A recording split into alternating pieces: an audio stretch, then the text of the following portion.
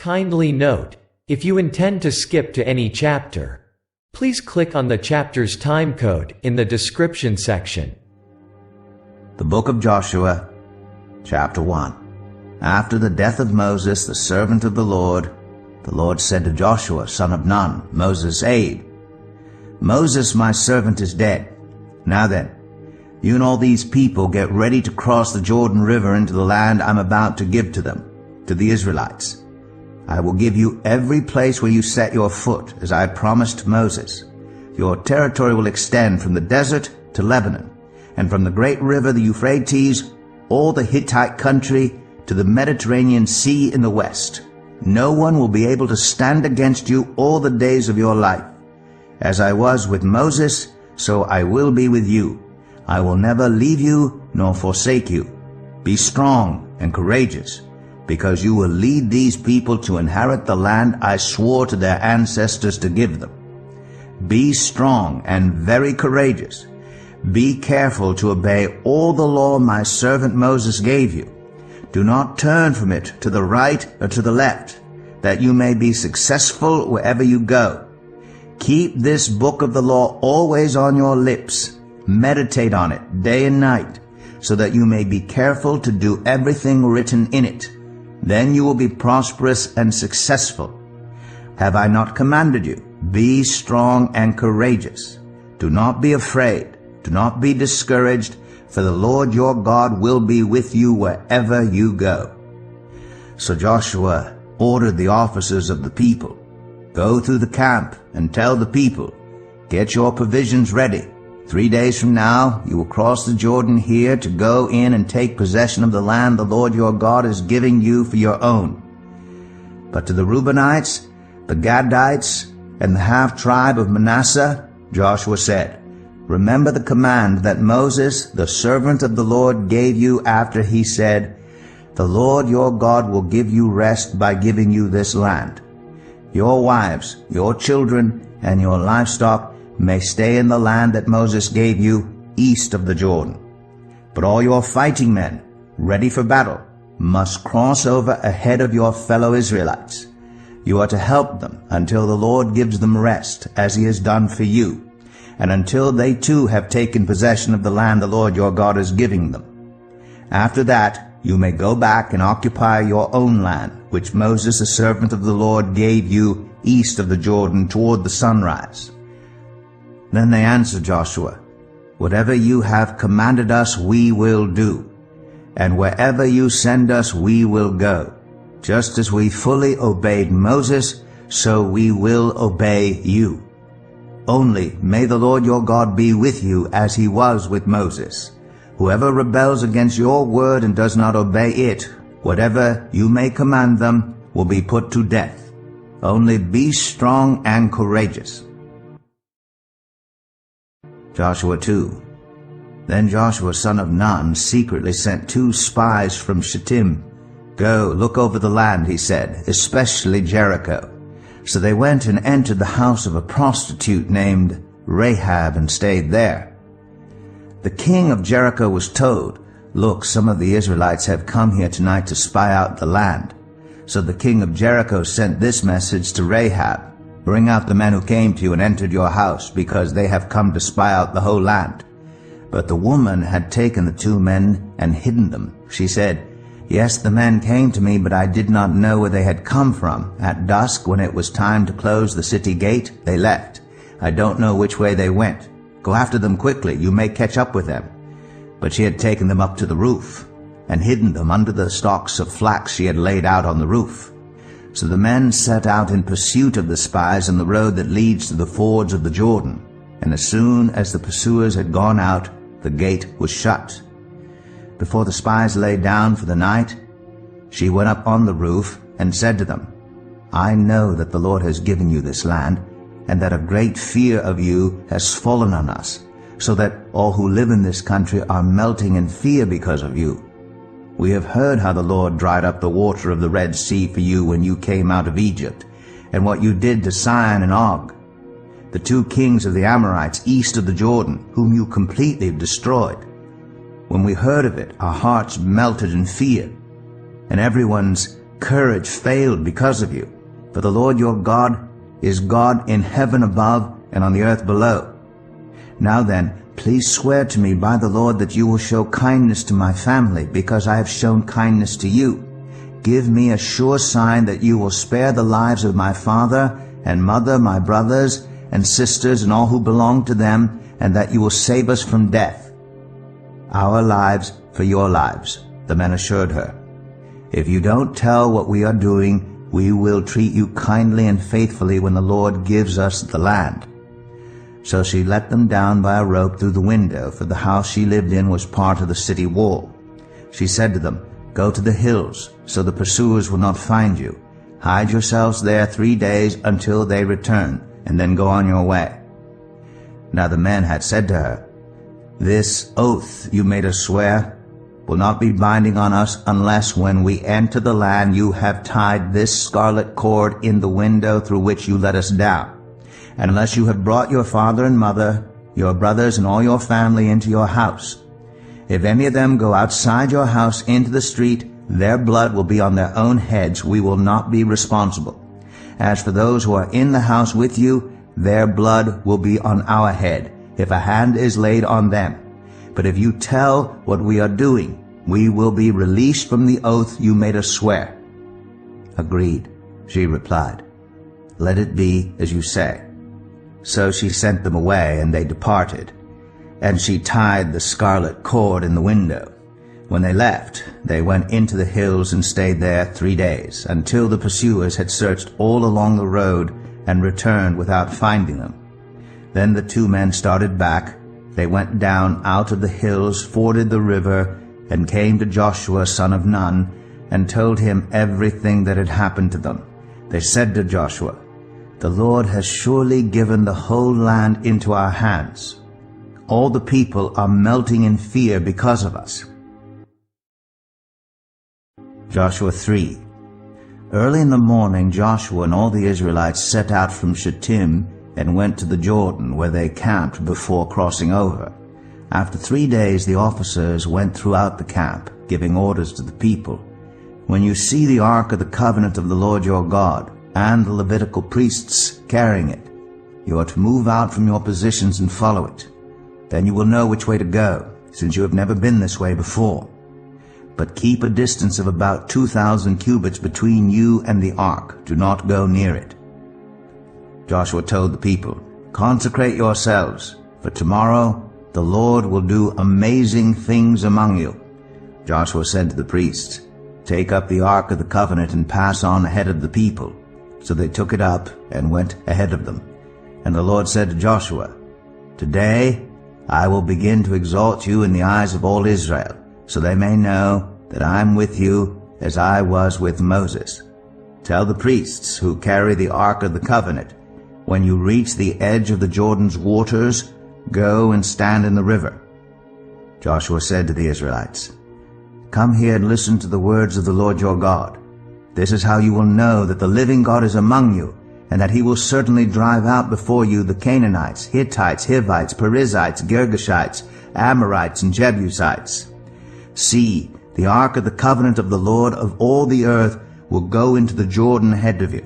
Now then, choose 12 men from the tribes of Israel, 1 from each tribe. And as soon as the priests who carry the ark of the Lord of all the earth, set foot in the Jordan, its waters flowing downstream will be cut off and stand up in a heap. So when the people broke camp to cross the Jordan, the priests carrying the ark of the covenant went ahead of them. Now the Jordan is at flood stage all during harvest. Yet as soon as the priests who carried the ark reached the Jordan, and their feet touched the water's edge, the water from upstream stopped flowing. It piled up in a heap a great distance away at a town called Adam in the vicinity of Zarethan, while the water flowing down to the Sea of the Arabah, that is the Dead Sea, was completely cut off. So the people crossed over opposite Jericho. The priests who carried the ark of the covenant of the Lord stopped in the middle of the Jordan and stood on dry ground, while all Israel passed by until the whole nation had completed the crossing on dry ground. Joshua 4. When the whole nation had finished crossing the Jordan, the Lord said to Joshua, "Choose 12 men from among the people, one from each tribe, and tell them to take up 12 stones from the middle of the Jordan, from right where the priests are standing, and carry them over with you, and put them down at the place where you stay tonight." So Joshua called together the 12 men he had appointed from the Israelites, one from each tribe, and said to them, "Go over before the ark of the Lord your God into the middle of the Jordan.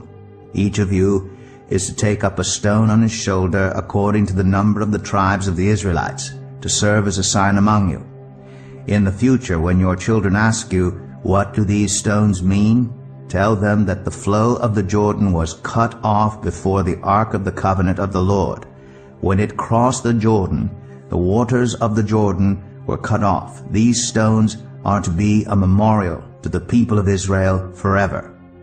So the Israelites did as Joshua commanded them. They took 12 stones from the middle of the Jordan according to the number of the tribes of the Israelites, as the Lord had told Joshua, and they carried them over with them to their camp, where they put them down.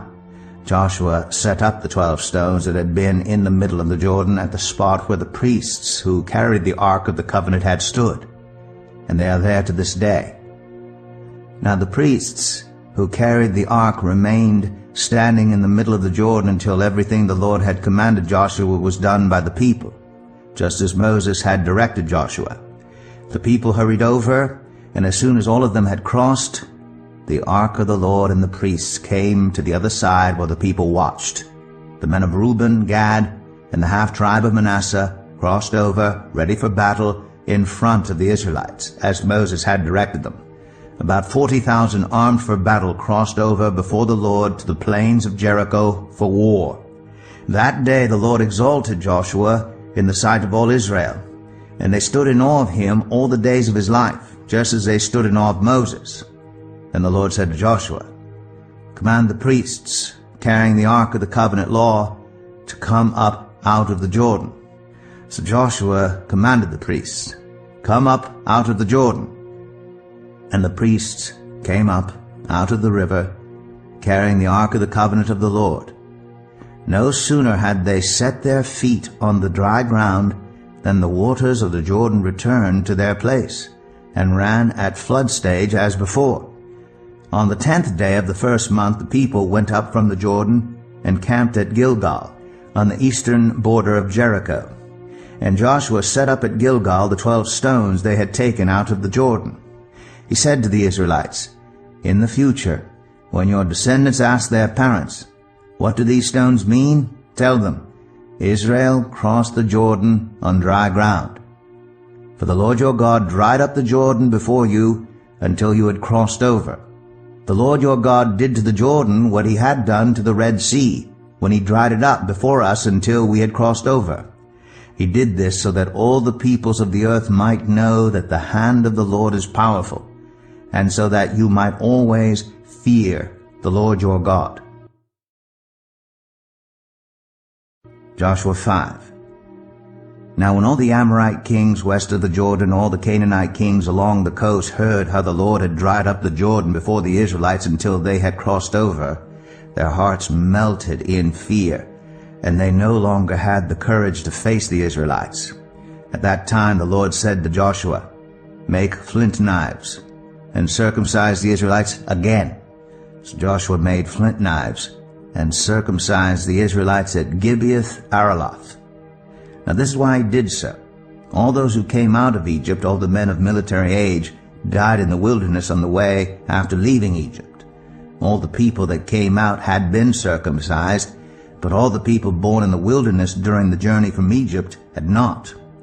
The Israelites had moved about in the wilderness 40 years until all the men who were of military age when they left Egypt had died, since they had not obeyed the Lord.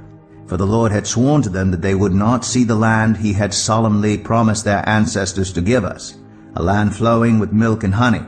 So he raised up their sons in their place, and these were the ones Joshua circumcised. They were still uncircumcised because they had not been circumcised on the way. And after the whole nation had been circumcised, they remained where they were in camp until they were healed. Then the Lord said to Joshua, Today I have rolled away the reproach of Egypt from you. So the place has been called Gilgal to this day. On the evening of the 14th day of the month, while camped at Gilgal on the plains of Jericho, the Israelites celebrated the Passover. The day after the Passover, that very day, they ate some of the produce of the land, unleavened bread and roasted grain. The manna stopped the day after they ate this food from the land. There was no longer any manna for the Israelites, for that year they ate the produce of Canaan.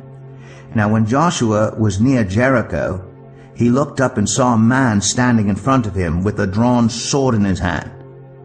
Joshua went up to him and asked, "Are you for us or for our enemies?" "Neither," he replied, "but as commander of the army of the Lord I have now come." Then Joshua fell face down to the ground in reverence and asked him, "What message does my Lord have for his servant?"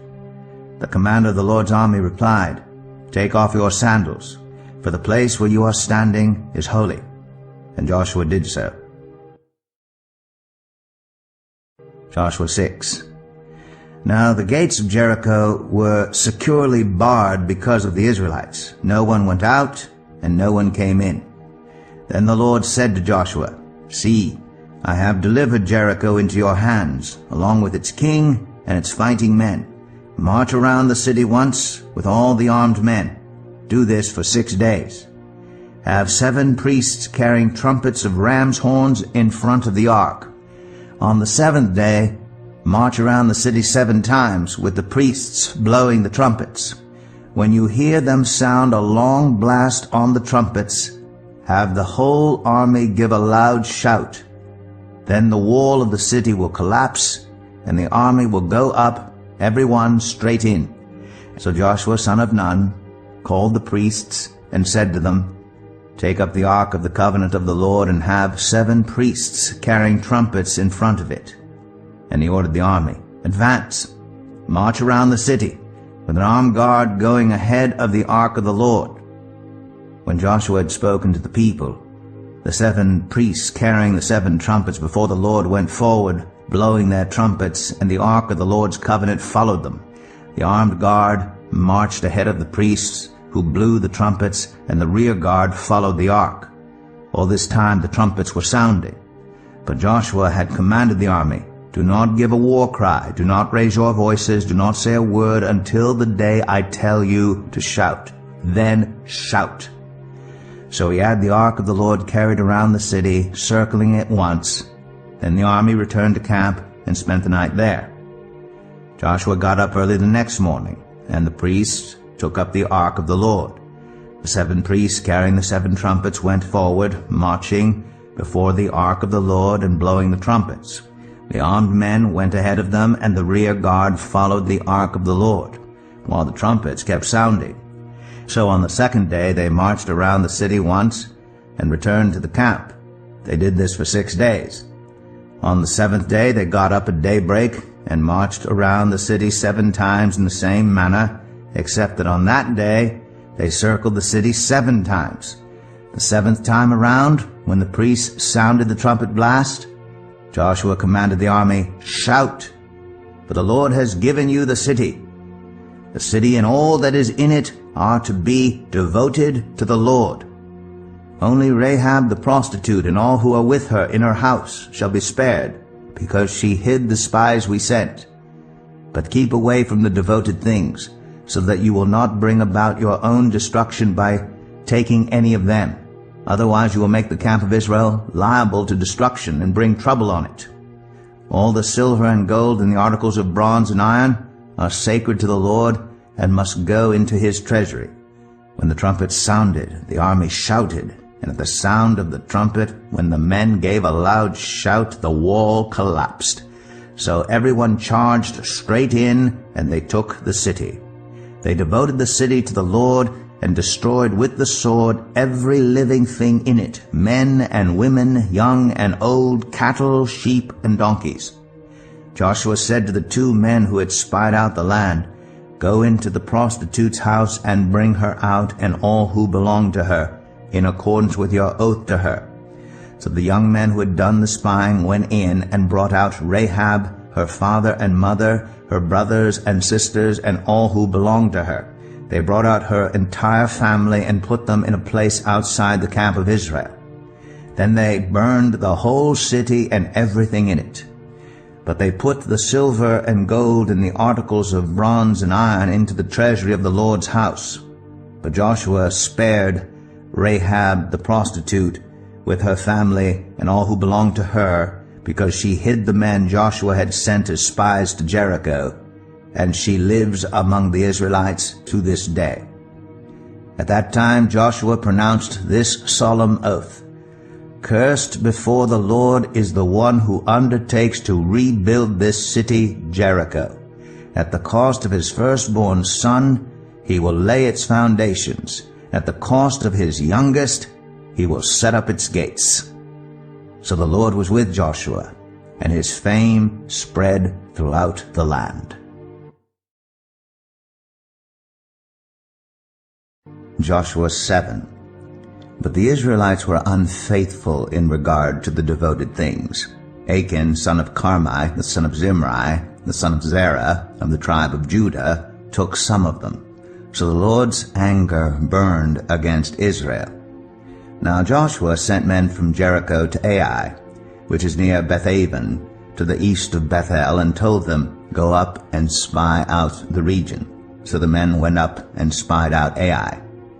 When they returned to Joshua, they said, "Not all the army will have to go up against Ai. Send 2,000 or 3,000 men to take it, and do not weary the whole army, for only a few people live there." So about 3,000 went up.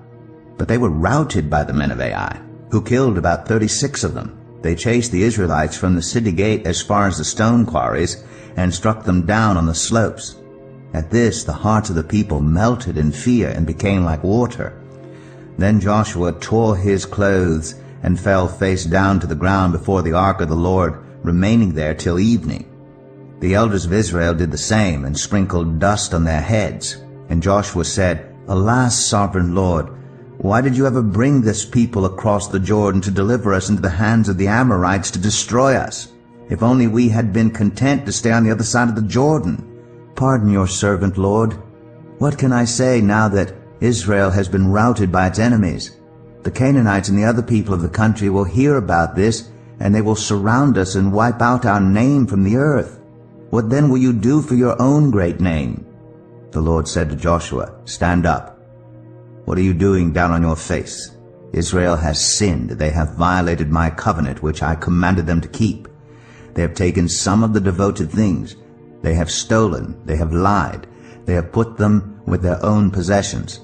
That is why the Israelites cannot stand against their enemies. They turn their backs and run because they have been made liable to destruction. I will not be with you any more unless you destroy whatever among you is devoted to destruction. Go, consecrate the people. Tell them, consecrate yourselves in preparation for tomorrow. For this is what the Lord, the God of Israel, says. There are devoted things among you, Israel. You cannot stand against your enemies until you remove them. In the morning, present yourselves tribe by tribe. The tribe the Lord chooses shall come forward clan by clan. The clan the Lord chooses shall come forward family by family. And the family the Lord chooses shall come forward man by man. Whoever is caught with the devoted thing shall be destroyed by fire, along with all that belongs to him. He has violated the covenant of the Lord and has done an outrageous thing in Israel. Early the next morning Joshua had Israel come forward by tribes, and Judah was chosen. The clans of Judah came forward, and the Zerahites were chosen. He had the clan of the Zerahites come forward by families, and Zimri was chosen. Joshua had his family come forward man by man, and Achan, son of Carmi, the son of Zimri, the son of Zerah, of the tribe of Judah, was chosen. Then Joshua said to Achan, "My son, give glory to the Lord, the God of Israel, and honor him. Tell me what you have done. Do not hide it from me." Achan replied, "It is true, I have sinned against the Lord, the God of Israel. This is what I have done. When I saw in the plunder a beautiful robe from Babylonia, 200 shekels of silver, and a bar of gold weighing 50 shekels, I coveted them and took them. They are hidden in the ground inside my tent, with the silver underneath." So Joshua sent messengers, and they ran to the tent, and there it was, hidden in his tent with the silver underneath. They took the things from the tent, brought them to Joshua and all the Israelites, and spread them out before the Lord. Then Joshua, together with all Israel, took Achan son of Zerah, the silver, the robe, the gold bar, his sons and daughters, his cattle, donkeys, and sheep, his tent, and all that he had, to the valley of Achor. Joshua said, "Why have you brought this trouble on us? The Lord will bring trouble on you today." Then all Israel stoned him, and after they had stoned the rest, they burned them. Over Achan they heaped up a large pile of rocks, which remains to this day. Then the Lord turned from his fierce anger. Therefore that place has been called the Valley of Achor ever since.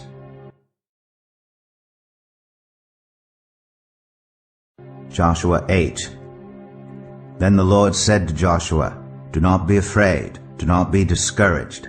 Take the whole army with you, and go up and attack Ai. For I have delivered into your hands the king of Ai, his people, his city, and his land. You shall do to Ai and its king as you did to Jericho and its king, except that you may carry off their plunder and livestock for yourselves. Set an ambush behind the city." So Joshua and the whole army moved out to attack Ai.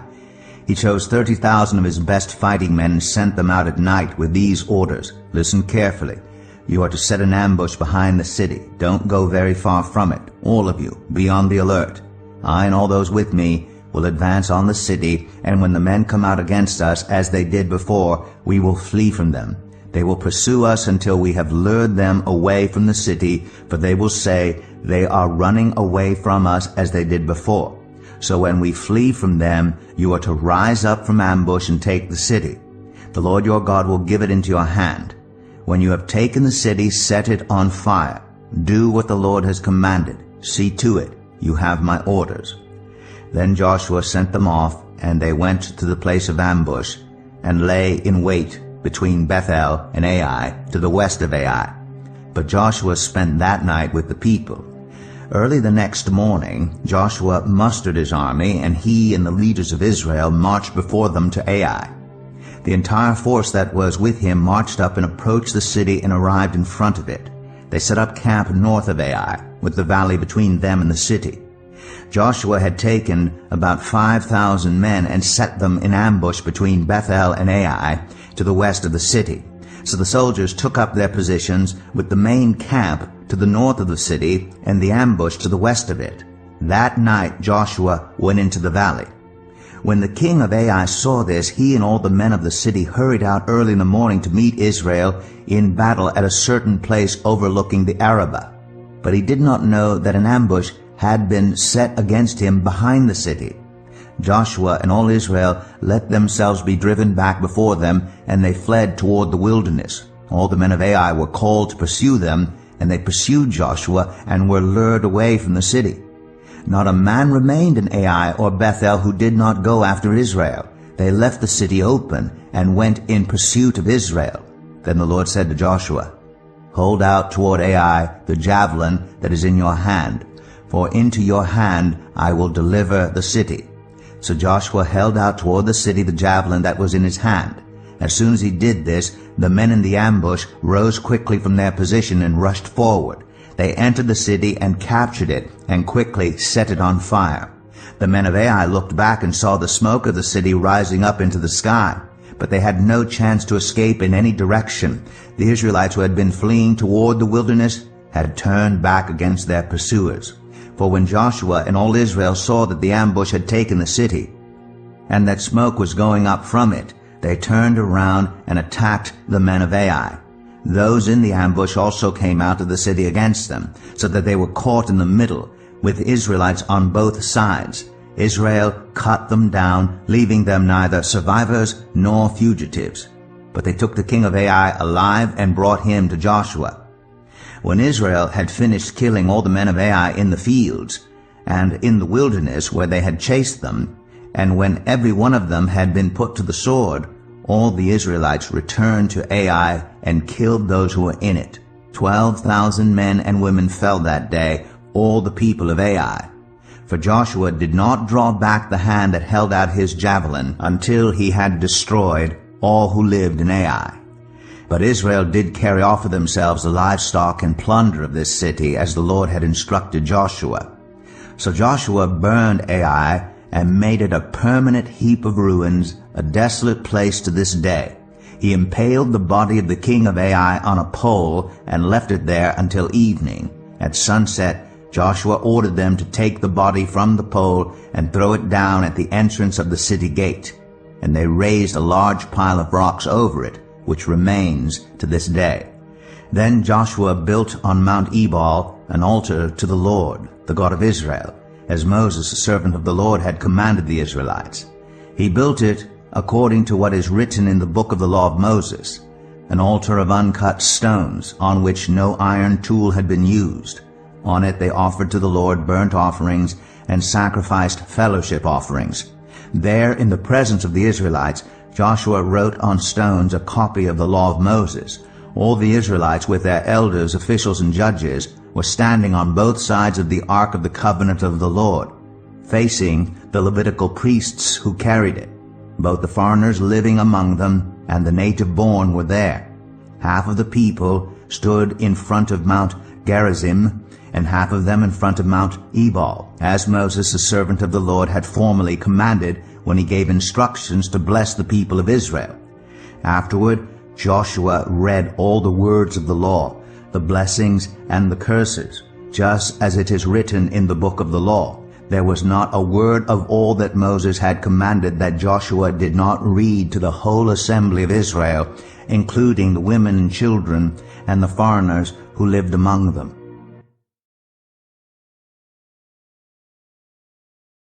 Joshua 9.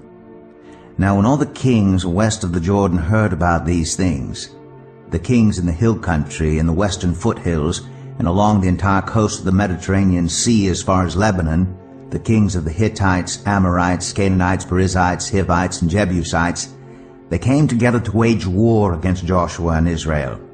However, when the people of Gibeon heard what Joshua had done to Jericho and Ai, they resorted to a ruse. They went as a delegation whose donkeys were loaded with worn-out sacks and old wineskins cracked and mended. They put worn and patched sandals on their feet and wore old clothes. All the bread of their food supply was dry and moldy. Then they went to Joshua in the camp at Gilgal and said to him and the Israelites, "We have come from a distant country. Make a treaty with us." The Israelites said to the Hivites, "But perhaps you live near us, so how can we make a treaty with you?" "We are your servants," they said to Joshua.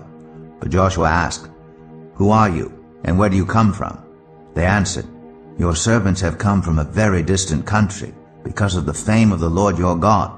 For we have heard reports of him, all that he did in Egypt, and all that he did to the two kings of the Amorites east of the Jordan, Sihon, king of Heshbon, and Og, king of Bashan, who reigned in Ashtoreth. And our elders and all those living in our country said to us, 'Take provisions for your journey, go and meet them, and say to them, We are your servants, make a treaty with us. This bread of ours was warm when we packed it at home on the day we left to come to you, but now see how dry and moldy it is. And these wineskins that we filled were new, but see how cracked they are, and our clothes and sandals are worn out by the very long journey.' The Israelites sampled their provisions, but did not inquire of the Lord. Then Joshua made a treaty of peace with them to let them live, and the leaders of the assembly ratified it by oath. 3 days after they made the treaty with the Gibeonites, the Israelites heard that they were neighbors living near them. So the Israelites set out, and on the third day came to their cities, Gibeon, Kephirah, Beeroth, and Kiriath-Jearim. But the Israelites did not attack them, because the leaders of the assembly had sworn an oath to them by the Lord, the God of Israel. The whole assembly grumbled against the leaders, but all the leaders answered, "We have given them our oath by the Lord, the God of Israel, and we cannot touch them now. This is what we will do to them. We will let them live, so that God's wrath will not fall on us for breaking the oath we swore to them." They continued, Let them live, but let them be woodcutters and water carriers in the service of the whole assembly. So the leader's promise to them was kept. Then Joshua summoned the Gibeonites and said, "Why did you deceive us by saying, 'We live a long way from you,' while actually you live near us? You are now under a curse. You will never be released from service as woodcutters and water carriers for the house of my God." They answered Joshua, "Your servants were clearly told how the Lord your God had commanded his servant Moses to give you the whole land and to wipe out all its inhabitants from before you. So we feared for our lives because of you, and that is why we did this. We are now in your hands. Do to us whatever seems good and right to you." So Joshua saved them from the Israelites, and they did not kill them. That day he made the Gibeonites woodcutters and water carriers for the assembly, to provide for the needs of the altar of the Lord, at the place the Lord would choose. And that is what they are to this day. Joshua 10. Now Adonizedek, king of Jerusalem, heard that Joshua had taken Ai and totally destroyed it, doing to Ai and its king as he had done to Jericho and its king, and that the people of Gibeon had made a treaty of peace with Israel and had become their allies. He and his people were very much alarmed at this, because Gibeon was an important city, like one of the royal cities. It was larger than Ai, and all its men were good fighters. So Adonizedek, king of Jerusalem, appealed to Hoam, king of Hebron, Piram, king of Jarmuth, Japhia, king of Lachish, and Debir, king of Eglon. "Come up and help me attack Gibeon," he said, "because it has made peace with Joshua and the Israelites." Then the 5 kings of the Amorites, the kings of Jerusalem, Hebron, Jarmuth, Lachish, and Eglon, joined forces. They moved up with all their troops and took up positions against Gibeon and attacked it. The Gibeonites then sent word to Joshua in the camp at Gilgal, "Do not abandon your servants. Come up to us quickly and save us. Help us, because all the Amorite kings from the hill country have joined forces against us." So Joshua marched up from Gilgal with his entire army, including all the best fighting men. The Lord said to Joshua, "Do not be afraid of them. I have given them into your hand. Not one of them will be able to withstand you." After an all-night march from Gilgal, Joshua took them by surprise. The Lord threw them into confusion before Israel, so Joshua and the Israelites defeated them completely at Gibeon. Israel pursued them along the road, going up to Beth-oron, and cut them down all the way to Azekah and Makkedah. As they fled before Israel on the road down from Beth-oron to Azekah, the Lord hurled large hailstones down on them, and more of them died from the hail than were killed by the swords of the Israelites. On the day the Lord gave the Amorites over to Israel, Joshua said to the Lord in the presence of Israel, "Sun, stand still over Gibeon, and you, moon, over the valley of Ajalon." So the sun stood still, and the moon stopped, till the nation avenged itself on its enemies, as it is written in the book of Jashar. The sun stopped in the middle of the sky, and delayed going down about a full day. There has never been a day like it before or since, a day when the Lord listened to a human being. Surely the Lord was fighting for Israel. Then Joshua returned with all Israel to the camp at Gilgal. Now the 5 kings had fled and hidden in the cave of Makkedah. When Joshua was told that the 5 kings had been found hiding in the cave of Makkedah, he said, "Roll large rocks up to the mouth of the cave, and post some men there to guard it. But don't stop. Pursue your enemies. Attack them from the rear, and don't let them reach their cities, for the Lord your God has given them into your hand." So Joshua and the Israelites defeated them completely. But a few survivors managed to reach their fortified cities. The whole army then returned safely to Joshua in the camp at Makkedah, and no one uttered a word against the Israelites.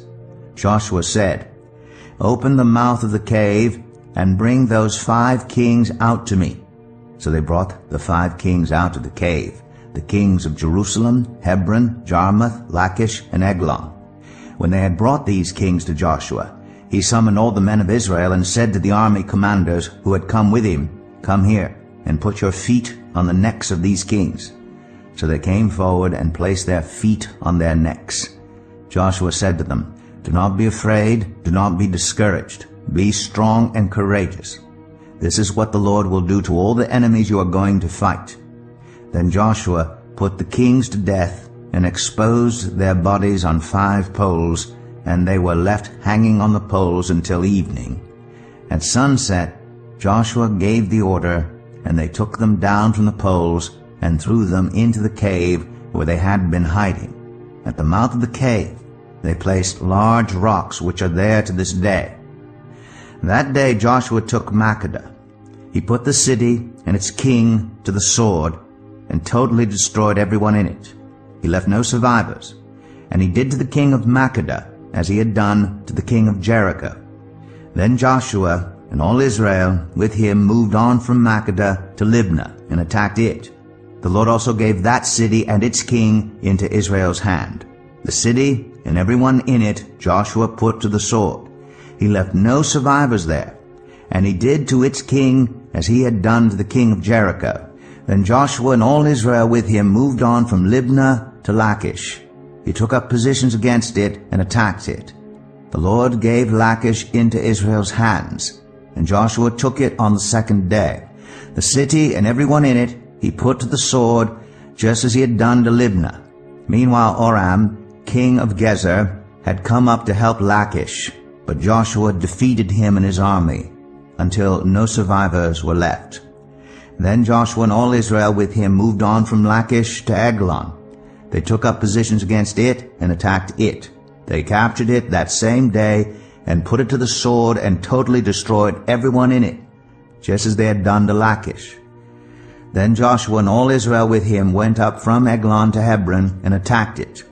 They took the city and put it to the sword, together with its king, its villages, and everyone in it. They left no survivors. Just as at Eglon, they totally destroyed it and everyone in it. Then Joshua and all Israel with him turned around and attacked Debir. They took the city, its king, and its villages, and put them to the sword. Everyone in it they totally destroyed. They left no survivors. They did to Debir and its king as they had done to Libnah and its king and to Hebron. So Joshua subdued the whole region, including the hill country, the Negev, the western foothills, and the mountain slopes, together with all their kings. He left no survivors. He totally destroyed all who breathed, just as the Lord, the God of Israel, had commanded. Joshua subdued them from Kadesh Barnea to Gaza, and from the whole region of Goshen to Gibeon. All these kings and their lands Joshua conquered in one campaign, because the Lord, the God of Israel, fought for Israel. Then Joshua returned with all Israel to the camp at Gilgal.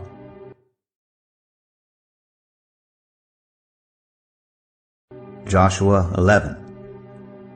When Jabin, king of Hazor, heard of this, he sent word to Jobab, king of Madon, to the kings of Shimron and Akshaph, and to the northern kings who were in the mountains, in the Arabah south of Kinnereth, in the western foothills, and in Naphath Dor on the west, to the Canaanites in the east and west, to the Amorites, Hittites, Perizzites, and Jebusites in the hill country, and to the Hivites below Hermon, in the region of Mizpah. They came out with all their troops, in a large number of horses and chariots, a huge army as numerous as the sand on the seashore. All these kings joined forces and made camp together at the waters of Merom to fight against Israel. The Lord said to Joshua, "Do not be afraid of them, because by this time tomorrow I will hand all of them slain over to Israel. You are to hamstring their horses and burn their chariots." So Joshua and his whole army came against them suddenly at the waters of Merom and attacked them, and the Lord gave them into the hand of Israel. They defeated them and pursued them all the way to Greater Sidon, to Mizraphoth Maim, and to the valley of Mizpah on the east, until no survivors were left. Joshua did to them as the Lord had directed. He hamstrung their horses and burned their chariots.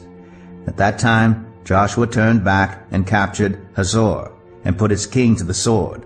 Hazor had been the head of all these kingdoms. Everyone in it they put to the sword. They totally destroyed them, not sparing anyone that breathed. And he burned Hazor itself. Joshua took all these royal cities and their kings and put them to the sword. He totally destroyed them, as Moses, the servant of the Lord, had commanded. Yet Israel did not burn any of the cities built on their mounds except Hazor, which Joshua burned. The Israelites carried off for themselves all the plunder and livestock of these cities. But all the people they put to the sword until they completely destroyed them, not sparing anyone that breathed. As the Lord commanded his servant Moses, so Moses commanded Joshua, and Joshua did it. He left nothing undone of all that the Lord commanded Moses. So Joshua took this entire land, the hill country, all the Negev, the whole region of Goshen, the western foothills, the Arabah, and the mountains of Israel with their foothills, from Mount Halak, which rises toward Seir, to Baal-Gad in the valley of Lebanon, below Mount Hermon. He captured all their kings and put them to death. Joshua waged war against all these kings for a long time, except for the Hivites living in Gibeon. Not one city made a treaty of peace with the Israelites, who took them all in battle. For it was the Lord himself who hardened their hearts to wage war against Israel, so that he might destroy them totally, exterminating them without mercy, as the Lord had commanded Moses.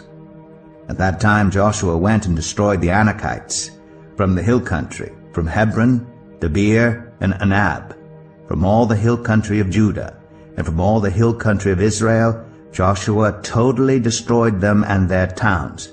No Anakites were left in Israelite territory. Only in Gaza, Gath, and Ashdod did any survive. So Joshua took the entire land, just as the Lord had directed Moses, and he gave it as an inheritance to Israel, according to their tribal divisions. Then the land had rest from war. Joshua 12. These are the kings of the land whom the Israelites had defeated, and whose territory they took over east of the Jordan, from the Arnon Gorge to Mount Hermon, including all the eastern side of the Arabah. Sihon, king of the Amorites, who reigned in Heshbon. He ruled from Aroer on the rim of the Arnon Gorge, from the middle of the gorge to the Jabbok River, which is the border of the Ammonites. This included half of Gilead. He also ruled over the eastern Arabah, from the Sea of Galilee to the Sea of the Arabah, that is the Dead Sea, to Beth Jeshemeth, and then southward below the slopes of Pisgah. And the territory of Og, king of Bashan, one of the last of the Rephaites, who reigned in Ashtoreth and Edrei. He ruled over Mount Hermon, Salakah, all of Bashan, to the border of the people of Geshur and Makkah, and half of Gilead to the border of Sihon, king of Heshbon. Moses, the servant of the Lord, and the Israelites conquered them. And Moses, the servant of the Lord, gave their land to the Reubenites, the Gadites, and the half-tribe of Manasseh to be their possession. Here is a list of the kings of the land that Joshua and the Israelites conquered on the west side of the Jordan, from Baal-Gad in the valley of Lebanon to Mount Halak, which rises towards Seir. Joshua gave their lands as an inheritance to the tribes of Israel according to their tribal divisions. The lands included the hill country, the western foothills, the Arabah, the mountain slopes, the wilderness, and the Negev. These were the lands of the Hittites, Amorites, Canaanites, Perizzites, Hivites, and Jebusites. These were the kings. The king of Jericho, 1. The king of Ai, near Bethel, 1. The king of Jerusalem, 1. The king of Hebron, 1. The king of Jarmuth, 1. The king of Lachish, 1. The king of Eglon, 1. The king of Gezer, 1. The king of Debir, 1. The king of Geder, 1. The king of Hormah, 1. The king of Arad, 1. The king of Libnah, 1. The king of Adullam, 1. The king of Makkedah, 1. The king of Bethel, 1. The king of Tapua, 1. The king of Hepher, 1. The king of Aphek, 1. The king of Lasharon, 1. The king of Medan, 1. The king of Hazor, 1. The king of Shimron Meron, 1. The king of Akshaph, 1. The king of Tanakh, 1. The king of Megiddo, 1. The king of Kadesh, 1. The king of Jokneam in Carmel, 1. The king of Dor in Naphoth Dor, 1. The king of Goyim in Gilgal, 1. The king of Tirzah, 1. 31 kings in all. Joshua 13. When Joshua had grown old, the Lord said to him, "You are now very old, and there are still very large areas of land to be taken over. This is the land that remains, all the regions of the Philistines and Geshurites, from the Shihor River on the east of Egypt to the territory of Ekron on the north, all of it counted as Canaanite, though held by the 5 Philistine rulers in Gaza, Ashdod, Ashkelon, Gath, and Ekron. The territory of the Abites on the south, all the land of the Canaanites from Arah of the Sidonians as far as Aphek, and the border of the Amorites. The area of Byblos and all Lebanon to the east, from Baal-Gad, below Mount Hermon, to Lebo Hamath. As for all the inhabitants of the mountain regions from Lebanon to Misrephoth-Maim, that is, all the Sidonians, I myself will drive them out before the Israelites. Be sure to allocate this land to Israel for an inheritance, as I have instructed you, and divide it as an inheritance among the 9 tribes and half of the tribe of Manasseh. The other half of Manasseh, the Reubenites and the Gadites, had received the inheritance that Moses had given them east of the Jordan, as he, the servant of the Lord, had assigned it to them. It extended from Aroer on the rim of the Arnon Gorge, and from the town in the middle of the gorge, and included the whole plateau of Medeba as far as Dibon, and all the towns of Sihon, king of the Amorites, who ruled in Heshbon, out to the border of the Ammonites. It also included Gilead, the territory of the people of Geshur and Maacah, all of Mount Hermon, and all Bashan as far as Salakah, that is, the whole kingdom of Og and Bashan, who had reigned in Ashtoreth and Edrei. He was the last of the Rephaites. Moses had defeated them and taken over their land. But the Israelites did not drive out the people of Geshur and Maacah, so they continue to live among the Israelites to this day. But to the tribe of Levi he gave no inheritance, since the food offerings presented to the Lord, the God of Israel, are their inheritance, as he promised them. This is what Moses had given to the tribe of Reuben, according to its clans. The territory from Aroer on the rim of the Arnon Gorge, and from the town in the middle of the gorge, and the whole plateau past Medeba to Heshbon, and all its towns on the plateau, including Dibon, Bamath-baal, Beth-baal-meon, Jahaz, Kedemoth, Mephath, Kiriathim, Sibmah, Zareth-Shahar, on the hill in the valley, Beth-peor, the slopes of Pisgah, and Beth-Jeshemeth, all the towns on the plateau, and the entire realm of Sihon, king of the Amorites, who ruled in Heshbon. Moses had defeated him, and the Midianite chiefs, Evi, Rechem, Zur, Hur, and Reba, princes allied with Sihon, who lived in that country. In addition to those slain in battle, the Israelites had put to the sword Balaam son of Beor, who practiced divination. The boundary of the Reubenites was the bank of the Jordan. These towns and their villages were the inheritance of the Reubenites according to their clans. This is what Moses had given to the tribe of Gad, according to its clans: the territory of Jazer, all the towns of Gilead, and half the Ammonite country as far as Aroer, near Rabbah, and from Heshbon to Ramath-Mizpah and Betanim, and from Mahanaim to the territory of Debir, and in the valley Beth-Haram, Beth-Nimrah, Succoth, and Zephon, with the rest of the realm of Sihon king of Heshbon, the east side of the Jordan, the territory up to the end of the Sea of Galilee. These towns and their villages were the inheritance of the Gadites according to their clans. This is what Moses had given to the half-tribe of Manasseh, that is, to half the family of the descendants of Manasseh, according to its clans. The territory extending from Mahanaim and including all of Bashan, the entire realm of Og, king of Bashan, all the settlements of Jair in Bashan, 60 towns, half of Gilead, and Ashtoreth and Edrei, the royal cities of Og in Bashan. This was for the descendants of Machir, son of Manasseh, for half of the sons of Machir, according to their clans. This is the inheritance Moses had given when he was in the plains of Moab, across the Jordan, east of Jericho. But to the tribe of Levi, Moses had given no inheritance. The Lord, the God of Israel, is their inheritance, as he promised them.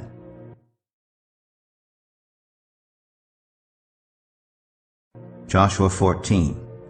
Now these are the areas the Israelites received as an inheritance in the land of Canaan, which Eleazar the priest, Joshua son of Nun, and the heads of the tribal clans of Israel allotted to them. Their inheritance were assigned by lot to the 9.5 tribes, as the Lord had commanded through Moses. Moses had granted the 2.5 tribes their inheritance east of the Jordan, but had not granted the Levites an inheritance among the rest. For Joseph's descendants had become 2 tribes, Manasseh and Ephraim. The Levites received no share of the land, but only towns to live in, with pasture lands for their flocks and herds.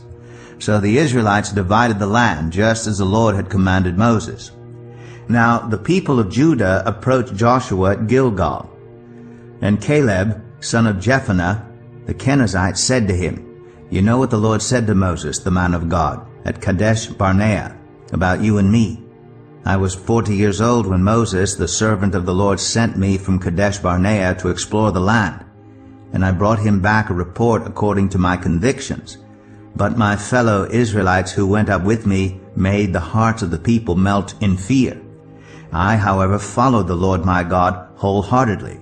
So on that day Moses swore to me, 'The land on which your feet have walked will be your inheritance, and that of your children forever, because you have followed the Lord my God wholeheartedly.' Now then, just as the Lord promised, he has kept me alive for 45 years since the time he said this to Moses, while Israel moved about in the wilderness. So here I am today, 85 years old. I am still as strong today as the day Moses sent me out. I'm just as vigorous to go out to battle now as I was then. Now, give me this hill country that the Lord promised me that day. You yourself heard then that the Anakites were there, and their cities were large and fortified. But the Lord, helping me, I will drive them out just as he said." Then Joshua blessed Caleb, son of Jephunneh, and gave him Hebron as his inheritance. So Hebron has belonged to Caleb, son of Jephunneh, the Kenizzite, ever since, because he followed the Lord, the God of Israel, wholeheartedly. Hebron used to be called Kiriath Arba, after Arba, who was the greatest man among the Anakites. Then the land had rest from war. Joshua 15. The allotment for the tribe of Judah according to its clans extended down to the territory of Edom, to the desert of Zin, in the extreme south. Their southern boundary started from the bay at the southern end of the Dead Sea, crossed south of Scorpion Pass, continued on to Zin, and went over to the south of Kadesh Barnea. Then it ran past Hezron, up to Adar, and curved around to Karka. It then passed along Asmon, and joined the Wadi of Egypt, ending at the Mediterranean Sea. This is their southern boundary. The eastern boundary is the Dead Sea, as far as the mouth of the Jordan. The northern boundary started from the bay of the sea at the mouth of the Jordan, went up to Beth Hoglah, and continued north to Beth Arabah, to the stone of Bohan, son of Reuben. The boundary then went up to Debir, from the valley of Achor, and turned north to Gilgal, which faces the pass of Adumim, south of the gorge. It continued along to the waters of En-Shemesh, and came out at En-Rogel. Then it ran up the valley of Ben-Hinnom, along the southern slope of the Jebusite city, that is Jerusalem, From there it climbed to the top of the hill west of the Hinnom Valley, at the northern end of the valley of Rephaim. From the hilltop, the boundary headed toward the spring of the waters of Nephtah, came out at the towns of Mount Ephraim, and went down toward Bala, that is Kiriath Jearim. Then it curved westward from Bala to Mount Seir, ran along the northern slope of Mount Jearim, that is Kesalon, continued down to Beth Shemesh, and crossed to Timnah. It went to the northern slope of Ekron, turned toward Shikron, passed along to Mount Bala, and reached Jabneel. The boundary ended at the sea. The western boundary is the coastline of the Mediterranean Sea. These are the boundaries around the people of Judah by their clans. In accordance with the Lord's command to him, Joshua gave to Caleb son of Jephunneh a portion in Judah, Kiriath Arba, that is Hebron. Arba was the forefather of Anak. From Hebron Caleb drove out the 3 Anakites, Sheshai, Ahiman, and Talmai, the sons of Anak. From there he marched against the people living in Debir, formerly called Kiriath Sepher. And Caleb said, I will give my daughter Aksah in marriage to the man who attacks and captures Kiriath Sepher. Othniel, son of Kenaz, Caleb's brother, took it. So Caleb gave his daughter Aksah to him in marriage. One day when she came to Othniel, she urged him to ask her father for a field. When she got off her donkey, Caleb asked her, What can I do for you? She replied, Do me a special favor. Since you have given me land in the Negev, give me also springs of water. So Caleb gave her the upper and lower springs. This is the inheritance of the tribe of Judah according to its clans. The southernmost towns of the tribe of Judah in the Negev toward the boundary of Edom were Kabzeel, Eder, Chagur, Kenah, Dimnah, Adada, Kadesh, Hazor, Itnan, Ziph, Telem, Bealoth, Hazor Hadattah, Kiriath Hezron, that is Hazor, Amam, Shema, Moladah, Hazar Gadah, Heshmon, Beth Pelet, Hazar Shual, Beersheba, Biziothia, Bala, Ayim, Izem, Eltalad, Kisil, Hormah, Ziklag, Madmanah, Sansana, Lebaoth, Shilhim, Ain, and Rimmon, a total of 29 towns and their villages. In the western foothills, Estaol, Zorah, Ashna, Zanoah, En-Ganim, Tapua, Enam, Jarmuth, Adullam, Soka, Azekah, Sharaim, Adithaim, Gedera, or Gederethaim, 14 towns and their villages.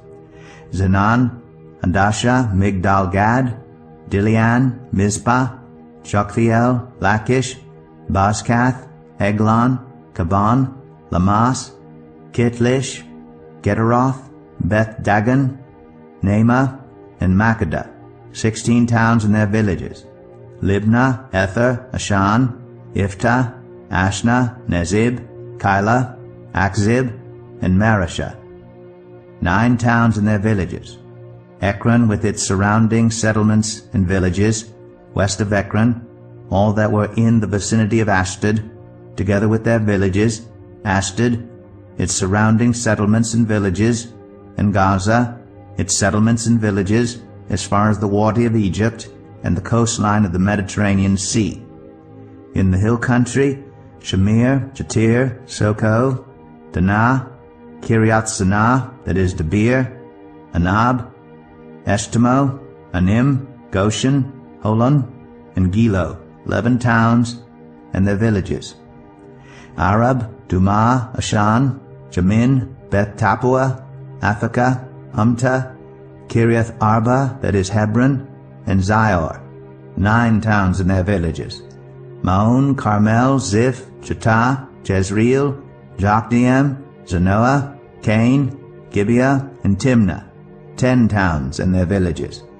Halhul, Beth Zur, Gedor, Marath, Beth Anath, and Eltekon, 6 towns and their villages. Kiriath Baal, that is Kiriath-Jearim, and Rabbah, 2 towns and their villages. In the wilderness, Beth-Araba, Medin, Sekakah, Nibsham, the city of Salt, and En-Gedi, 6 towns and their villages. Judah could not dislodge the Jebusites who were living in Jerusalem. To this day the Jebusites live there with the people of Judah.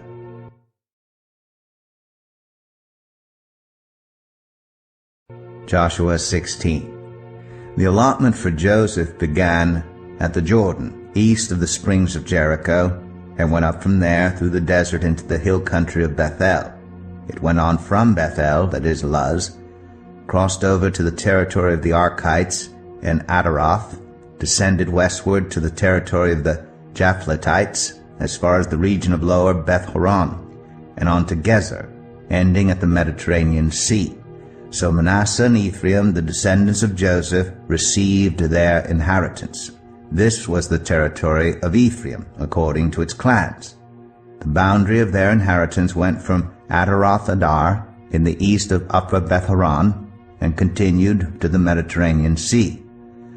From Mikmethath on the north it curved eastward to Tanath-Shiloh, passing by it to Genoa on the east. Then it went down from Genoa to Adaroth, and Naarah touched Jericho and came out at the Jordan. From Tapua the border went west to the Canal ravine and ended at the Mediterranean Sea. This was the inheritance of the tribe of the Ephraimites according to its clans.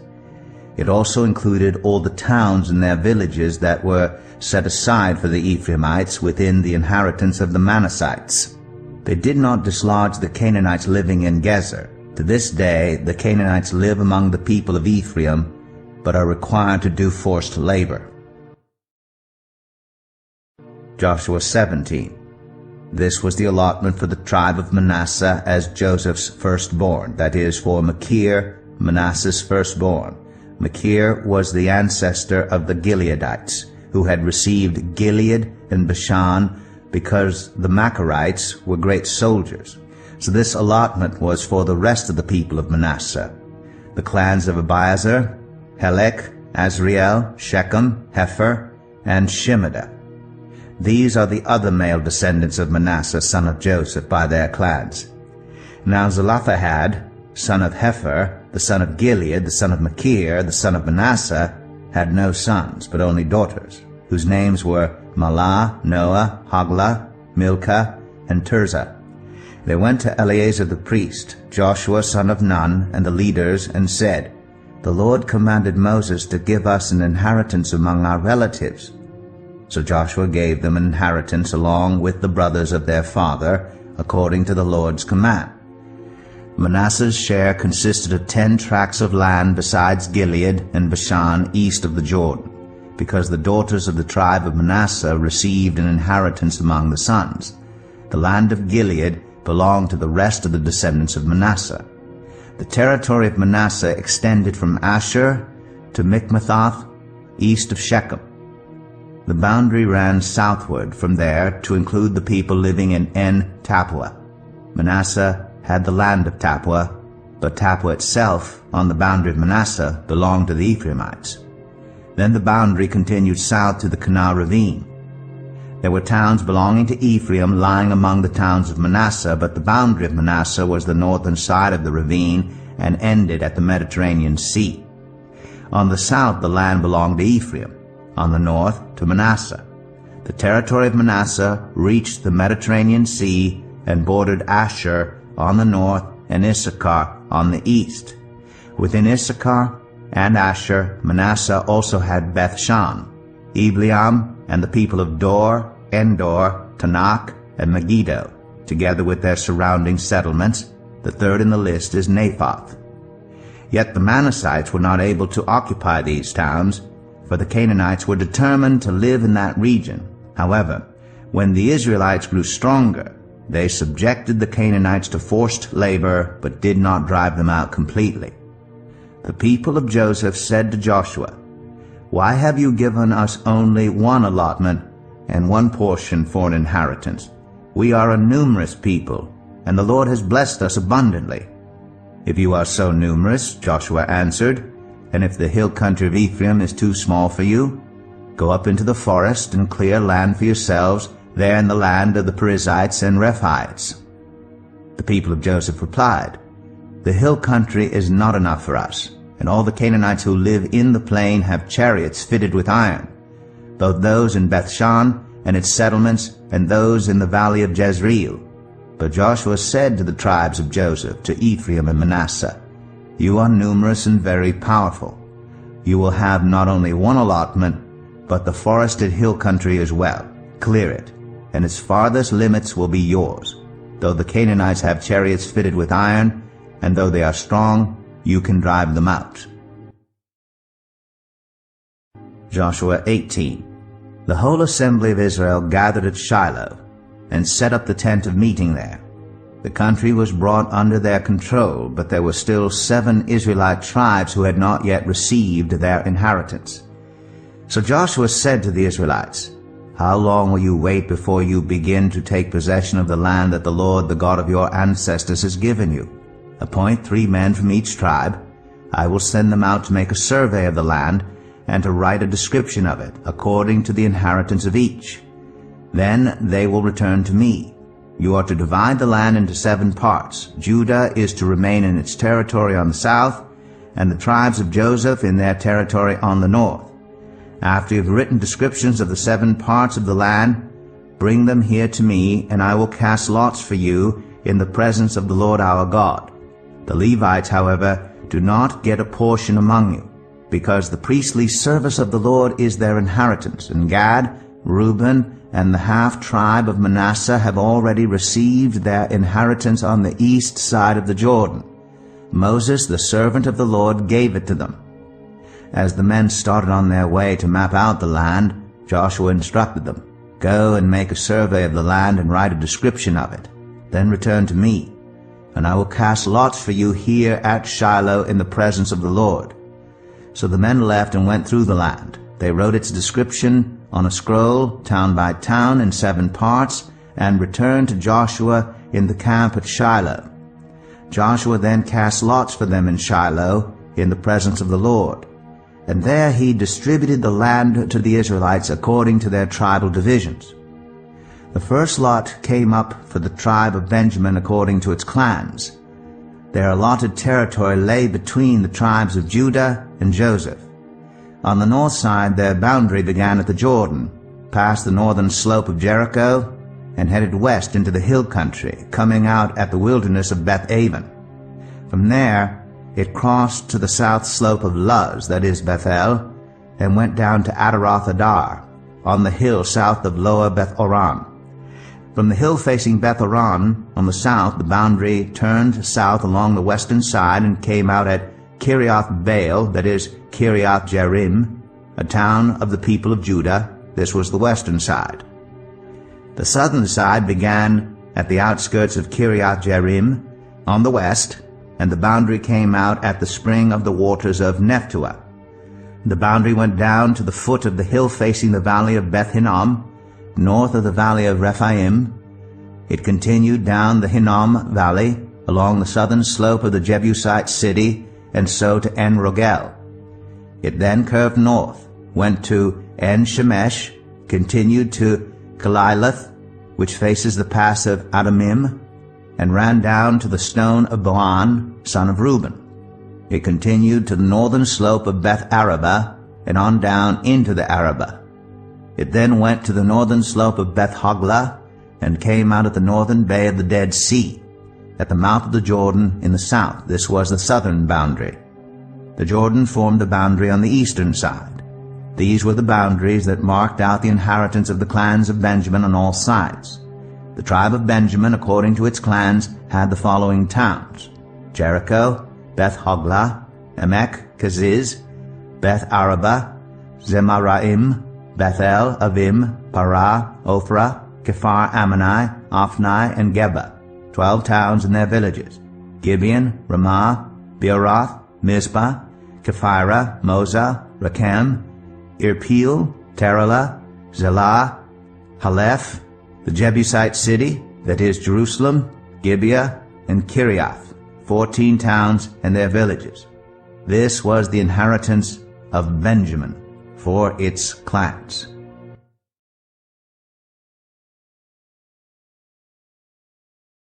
Joshua 19.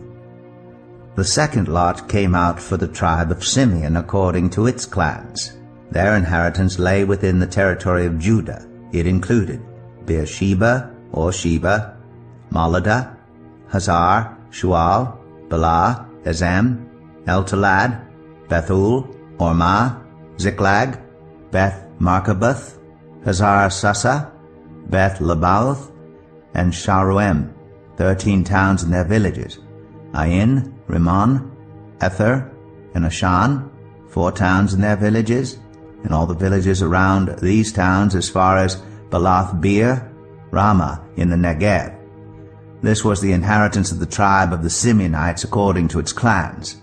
The inheritance of the Simeonites was taken from the share of Judah, because Judah's portion was more than they needed. So the Simeonites received their inheritance within the territory of Judah. The third lot came up for Zebulun according to its clans. The boundary of their inheritance went as far as Sarid. Going west, it ran to Maralah, touched Dabasheth, and extended to the ravine near Jokneam. It turned east from Sarid toward the sunrise to the territory of Kisloth Tabor, and went on to Dabarath and up to Japhia. Then it continued eastward to Gath Hepher and Ethkazim. It came out at Rimmon and turned toward Neah. There the boundary went round on the north to Hanathon and ended at the valley of Ifta-el. Included were Katath, Nahalal, Shimron, Idalah, and Bethlehem. These were the 12 towns and their villages. These towns and their villages were the inheritance of Zebulun according to its clans. The fourth lot came out for Issachar according to its clans.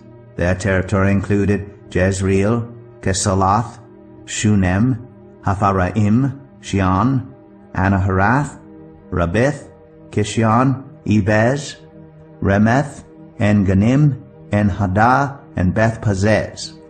The boundary touched Tabor, Shahazimah, and Beth-Shemesh, and ended at the Jordan. There were 16 towns and their villages. These towns and their villages were the inheritance of the tribe of Issachar according to its clans. The fifth lot came out for the tribe of Asher according to its clans. Their territory included Helkath, Halai, Beten, Akshaph, Alamelech, Amad, and Mishal. On the west the boundary touched Carmel and Shahor-Libnath. It then turned east toward Beth-Dagon, touched Zebulun and the valley of Ifta-el, and went north to Beth-Emek and Neiel, passing Kabul on the left. It went to Abdon, Rehob, Haman, and Kanah as far as Greater Sidon.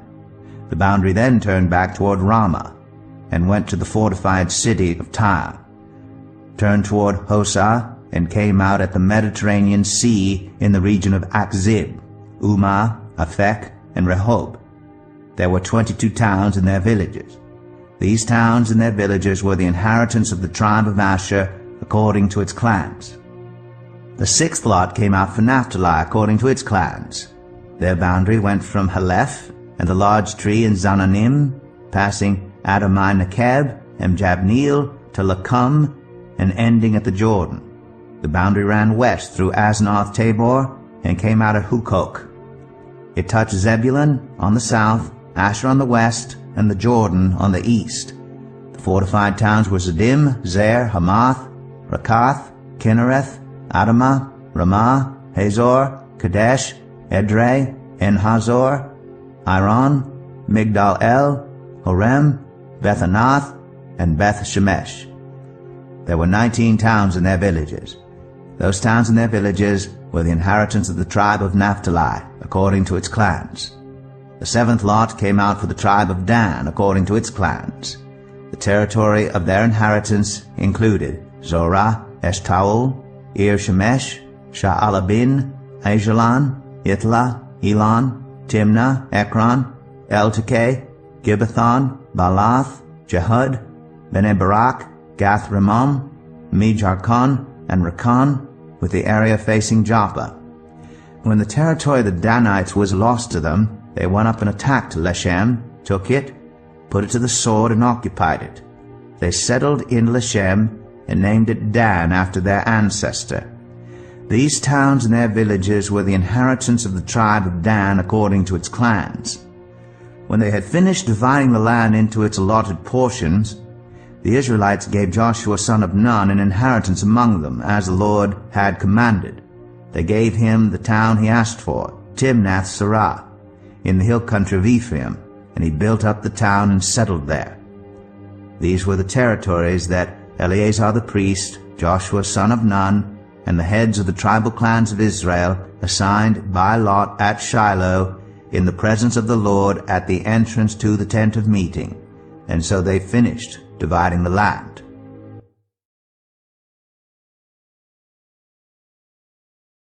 Joshua 20. Then the Lord said to Joshua, "Tell the Israelites to designate the cities of refuge, as I instructed you through Moses, so that anyone who kills a person accidentally and unintentionally may flee there and find protection from the avenger of blood. When they flee to one of these cities, they are to stand in the entrance of the city gate and state their case before the elders of that city. Then the elders are to admit the fugitive into their city and provide a place to live among them. If the avenger of blood comes in pursuit, the elders must not surrender the fugitive, because the fugitive killed their neighbor unintentionally and without malice aforethought. They are to stay in that city until they have stood trial before the assembly and until the death of the high priest who is serving at that time. Then they may go back to their own home in the town from which they fled." So they set apart Kadesh in Galilee in the hill country of Naphtali, Shechem in the hill country of Ephraim, and Kiriath Arba, that is Hebron, in the hill country of Judah. East of the Jordan, on the other side from Jericho, they designated Bezer in the wilderness on the plateau in the tribe of Reuben, Ramoth in Gilead in the tribe of Gad, and Golan in Bashan in the tribe of Manasseh.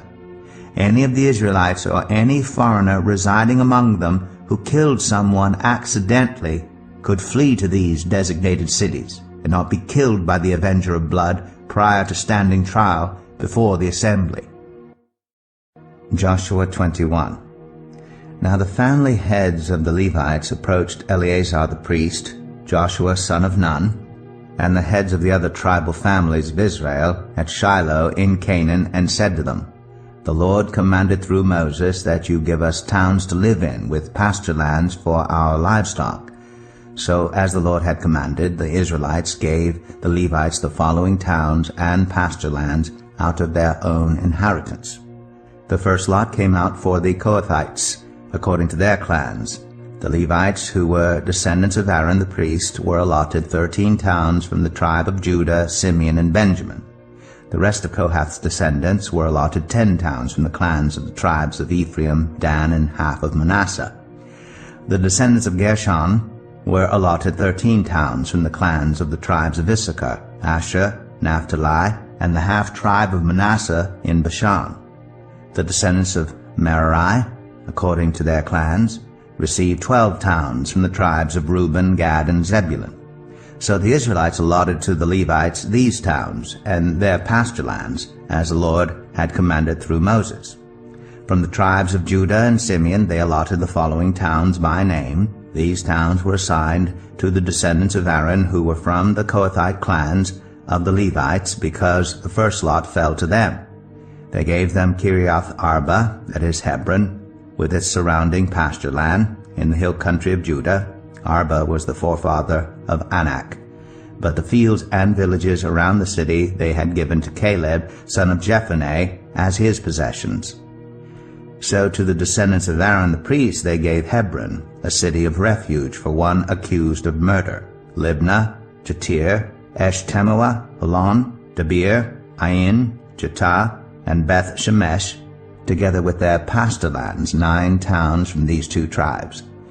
And from the tribe of Benjamin they gave them Gibeon, Geba, Anathoth, and Almon, together with their pasture lands, 4 towns. The total number of towns for the priests, the descendants of Aaron, came to 13, together with their pasture lands. The rest of the Kohathite clans of the Levites were allotted towns from the tribe of Ephraim.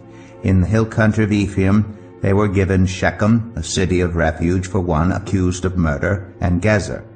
Kibzaim and Beth-Aron, together with their pasture lands, 4 towns. Also from the tribe of Dan they received Eltekeh, Gibbethon, Ajalon, and Gath-Rimmon, together with their pasture lands, 4 towns. From half the tribe of Manasseh they received Tanakh and Gath-Rimmon, together with their pasture lands, 2 towns. All these 10 towns and their pasture lands were given to the rest of the Kohathite clans. The Levite clans of the Gershonites were given, from the half-tribe of Manasseh, Golan in Bashan, a city of refuge for one accused of murder, and Be-Eshterah, together with their pasture lands, 2 towns. From the tribe of Issachar, Kishion, Daberath, Jarmuth, and En-Ganim, together with their pasture lands, 4 towns. From the tribe of Asher, Mishal, Abdon, Helkath, and Rehob, together with their pasture lands, 4 towns. From the tribe of Naphtali, Kadesh in Galilee, a city of refuge for one accused of murder, Hamath Dor, and Kartan, together with their pasture lands, 3 towns. The total number of towns of the Gershonite clans came to 13, together with their pasture lands. The Merarite clans, the rest of the Levites, were given, from the tribe of Zebulun, Jokneam, Karta, Dimnah, and Nahalal, together with their pasture lands, 4 towns. From the tribe of Reuben, Bezer, Jahaz, Kedemoth, and Mephath, together with their pasture lands, 4 towns. From the tribe of Gad, Ramoth in Gilead, a city of refuge for one accused of murder, Mahanaim, Heshbon, and Jazer, together with their pasture lands, 4 towns in all. The total number of towns allotted to the Merarite clans, who were the rest of the Levites, came to 12. The towns of the Levites in the territory held by the Israelites were 48 in all, together with their pasture lands. Each of these towns had pasture lands surrounding it. This was true for all these towns. So the Lord gave Israel all the land he had sworn to give their ancestors, and they took possession of it, and settled there. The Lord gave them rest on every side, just as he had sworn to their ancestors. Not one of their enemies withstood them. The Lord gave all their enemies into their hands. Not one of all the Lord's good promises to Israel failed. Every one was fulfilled.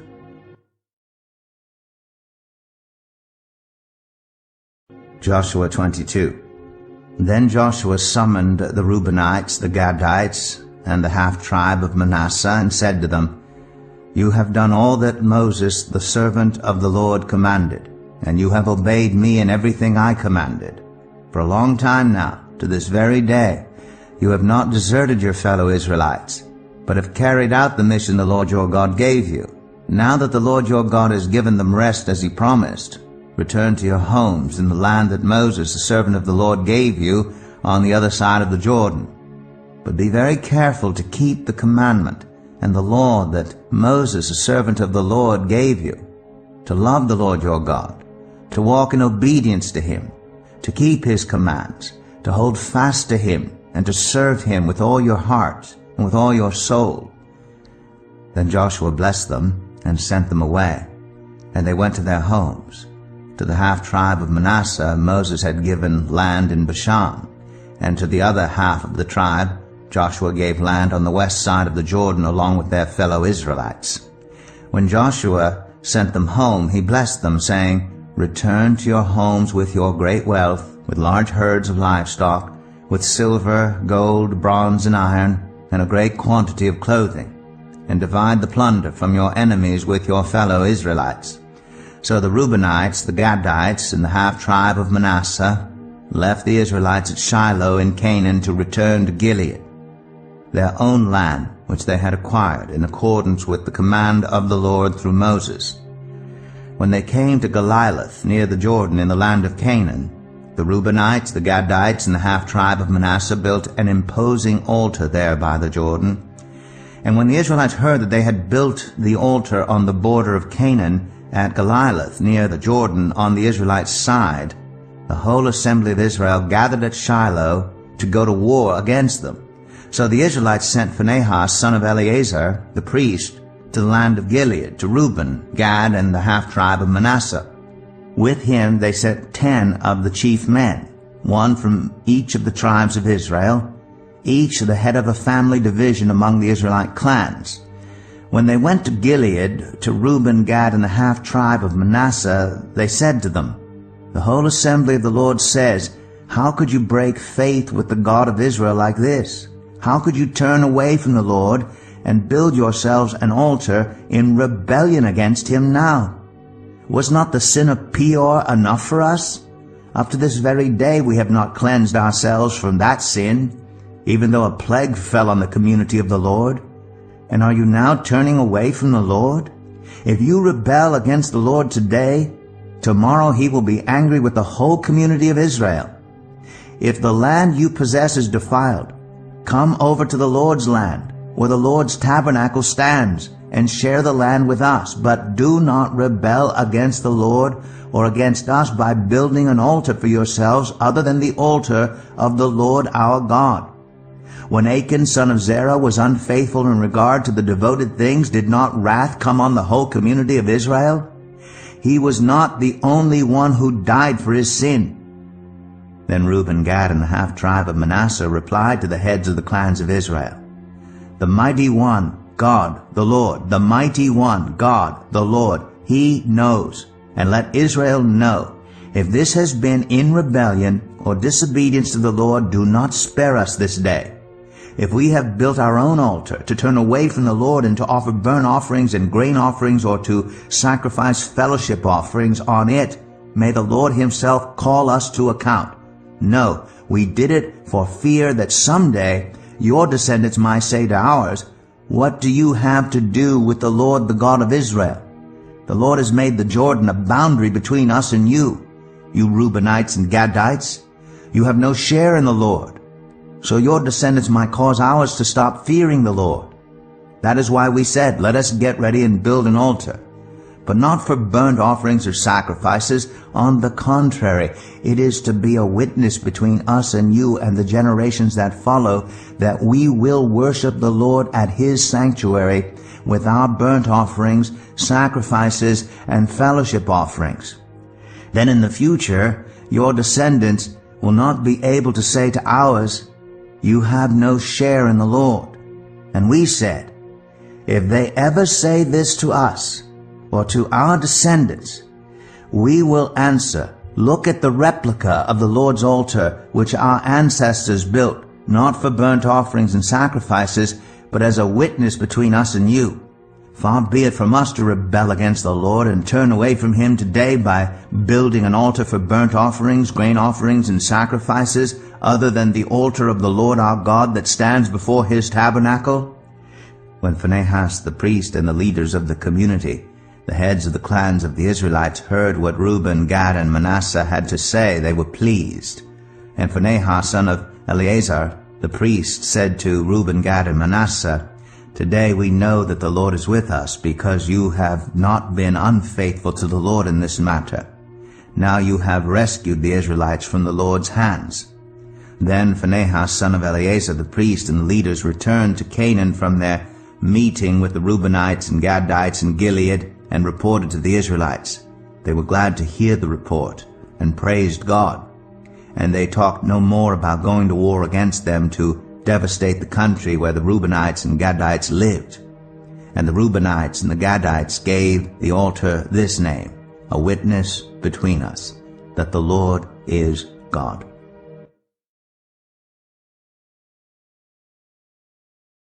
Joshua 23. After a long time had passed, and the Lord had given Israel rest from all their enemies around them, Joshua, by then a very old man, summoned all Israel, their elders, leaders, judges, and officials, and said to them, "I am very old. You yourselves have seen everything the Lord your God has done to all these nations for your sake. It was the Lord your God who fought for you. Remember how I have allotted as an inheritance for your tribes all the land of the nations that remain, the nations I conquered, between the Jordan and the Mediterranean Sea in the west. The Lord your God himself will push them out for your sake. He will drive them out before you, and you will take possession of their land, as the Lord your God promised you. Be very strong. Be careful to obey all that is written in the book of the law of Moses, without turning aside to the right or to the left.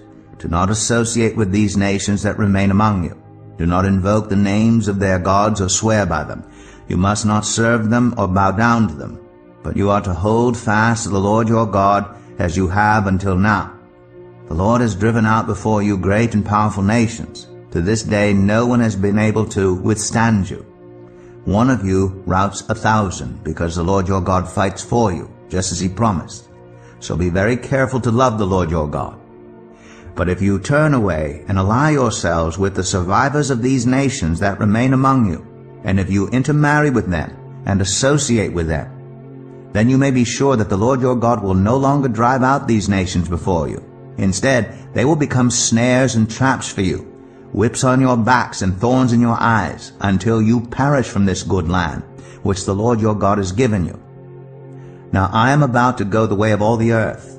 You know with all your heart and soul that not one of all the good promises the Lord your God gave you has failed. Every promise has been fulfilled. Not one has failed. But just as all the good things the Lord your God has promised you have come to you, so he will bring on you all the evil things he has threatened, until the Lord your God has destroyed you from this good land he has given you. If you violate the covenant of the Lord your God, which he commanded you, and go and serve other gods and bow down to them, the Lord's anger will burn against you, and you will quickly perish from the good land he has given you. Joshua 24. Then Joshua assembled all the tribes of Israel at Shechem. He summoned the elders, leaders, judges, and officials of Israel, and they presented themselves before God. Joshua said to all the people, "This is what the Lord, the God of Israel, says. Long ago your ancestors, including Terah, the father of Abraham and Nahor, lived beyond the Euphrates River and worshipped other gods. But I took your father Abraham from the land beyond the Euphrates and led him throughout Canaan and gave him many descendants. I gave him Isaac, and to Isaac I gave Jacob and Esau. I assigned the hill country of Seir to Esau, but Jacob and his family went down to Egypt.